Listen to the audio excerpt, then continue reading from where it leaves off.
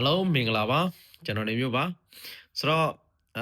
ကမ္ဘာရွှေဈေးနဲ့ပတ်သက်ပြီးတော့ဈေးကွက်ခံမှန်းချက်တွေပေါ့နော်ဆိုတော့အချိန်မှလည်းတောက်လျှောက်ပြောခဲ့တယ်ကျွန်တော်ခဏပြောခဲ့လို့မျိုးပေါ့ဆိုတော့လက်ရှိတောင်ဆိုင်ပေါက်ဈေး$9000ဈေးတန်းကဒီနေ့လပိုင်းကုန်တစ်လပိုင်းကုန်သို့မဟုတ်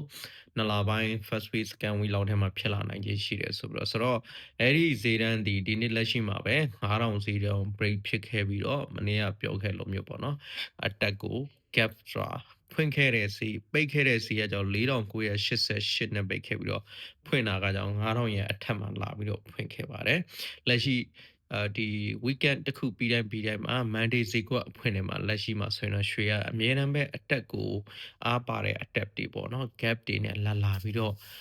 အမြဲတမ်းဖွင့်ခဲ့ပါတယ်ဆိုတော့လက်ရှိမှာဆိုရင်တော့$9000ဈေးတန်းကို break ဖြစ်ပြီးတော့9100ဝန်းကျင်လောက်အထိမှာအတက်ဘက်ကိုရှိခဲ့ပါတယ်ဆိုတော့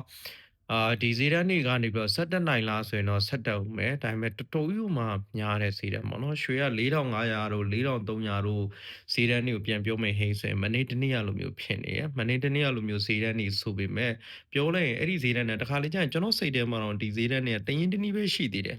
သို့တော့လက်ရှိမှာဆိုရင်တော့ထိပ်စီးပြောင်းသွားပြီ9000ဆိုတဲ့ဈေးတန်းတစ်ခုဖြစ်သွားတယ်ပေါ့နော်ရွှေကတောင်းစားရဲ့ပုံစံ9000ထိပ်စီးပြောင်းသွားတယ်အဲ့တော့ဒီရက်ပိုင်းတွေအတွင်းမှာဒီပြီးခဲ့တဲ့နှစ်အတွင်းမှာလည်းတက်နှုန်းကအရင်ကျန်းတယ်ပေါ့နော်တော်ယူမှချန်တယ်ရွှေတက်နှုန်းကများလာတဲ့နှုန်းက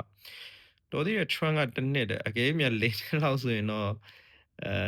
တေးကြတယ်တောင်းစားစေးဘယ်လိုပြောမလဲတောင်းကနန်းလောက်တော့မှဖြစ်သွားမလားမသိဘူးဒါဆိုရင်တော့ကမ္ဘာစီကွဲလည်း recession ပုံစံမျိုးဖြစ်သွားလိမ့်မယ်တော်ယူမှဆူဆူရွာဖြစ်လာလိမ့်မယ်ပေါ့နော်အဲ့တော့